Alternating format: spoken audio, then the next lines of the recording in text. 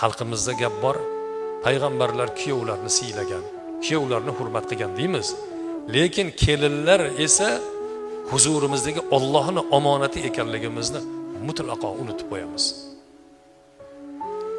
U kuyovdan ham ko'ra buni haqqi ziyoda.